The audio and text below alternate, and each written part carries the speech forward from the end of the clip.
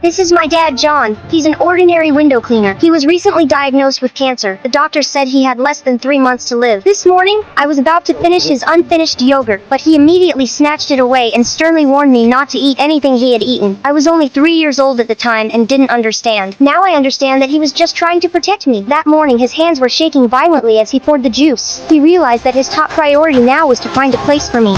Desperate, he contacted the CIA to try to contact my biological mother, but they warned him that parents who had abandoned their children once often abandon them again. They suggested that my father find me an adoptive family. Through the CIA's introduction, we arrived at the home of a woman who had made a mistake in her youth. Doctors had told her she would never have children of her own again. Her eyes were filled with longing and love for a child. My father could see how much she truly loved children. In the end, he couldn't bear to abandon me. The next day, my father went to work for a wealthy family. While working, he clutched his head in agony. The owner, believing him to be slacking, docked his wages and called him a lazy nobody. My father couldn't stand it. He returned to the man's house with a carton of eggs and smashed the spotless windows he had once cleaned.